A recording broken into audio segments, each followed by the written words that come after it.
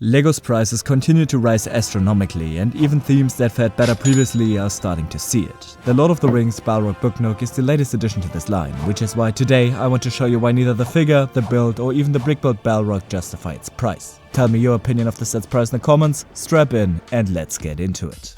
The 10367, the Lord of the Rings Balrog Book Nook, is one of the first entries into LEGO's new Book Nook subtheme, alongside the Sherlock Holmes Book Nook. Technically, there's also the Harry Potter Book Nook, Hogwarts Express, but that's part of Harry Potter and not Icons, so let's ignore that for now.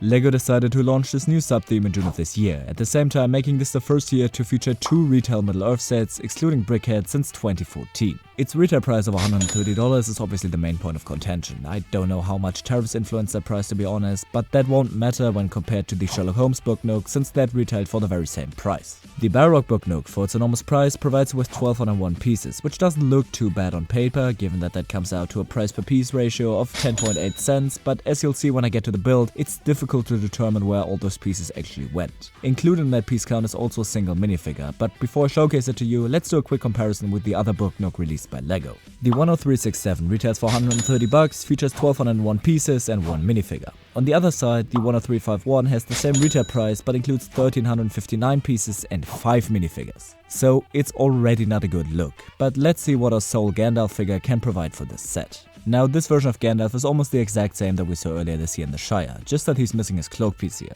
I don't have any problem with that, and as I already mentioned in my review of the Shire, this figure is great. The longer robe piece with printing on both the front and the back is so brilliant, and even though most of his torso is covered by his beard, it also features some great detailing. To be fair, the beard is a great choice for Gandalf, so I can't complain about that in the least, and with the newer face print, it also connects properly to the hairpiece. Sadly, there's no alternative face, but regardless, this works pretty well for Ian McKellen's Gandalf. Also, he comes with the appropriate accessories, meaning you get his original staff, which gladly isn't just a single piece this time, as well as Glamdring, the very sword he uses to kill Durin's Bane at the end of their fight on Durin's tower.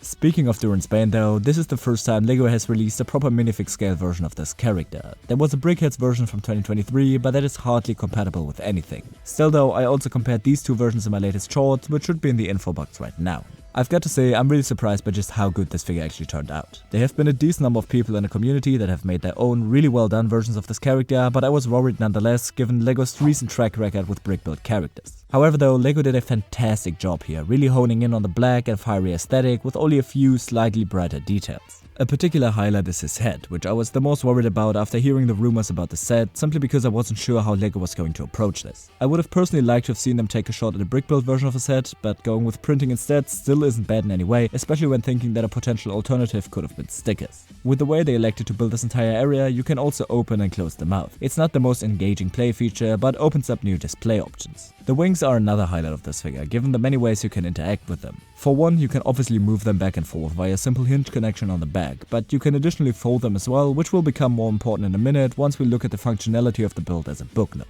But I do have 2 gripes with this part of the set. For one, the Balrog is rather fragile when not attached to the build or on completely even ground. This is due to the wings and their tendency to swing all over the place, since the connection on the back isn't the sturdiest. Speaking of the back, that is actually my second complaint, because it does look kinda ugly. Obviously you're not supposed to look at it from the back here, but if you do, it exposes a lot of the weirdly color elements this build includes. Now, last year I gave expectations/hopes for future Lord of the Rings sets, and I predicted a set like this, but at a $40 to $50 price point, which wouldn't be a bad deal for a build like this in my opinion. But of course you also get the bit of Khazad-Dum Moria scenery build to go along with it. Now, as you may be able to tell, this isn't a very packed build. There is a lot of open space, and the only real relevant parts are the bridge of Khazad-Dum in the middle and the pillars for the set's functions as a Book Nook. This isn't to say that there aren't any well-built areas here. For example, the color gradients used here to emphasize the effects of the fire, especially visible on the bridge, are beautiful. The fire you have here is also, inarguably, built pretty creatively. The pillars making up the majority of the Book Nook look great too, and I would love to see these designs return in any future Khazad-Dum or Dwarven set. I think the inclusion of the quote in front is fantastic too, and it works in both layers of the set as well.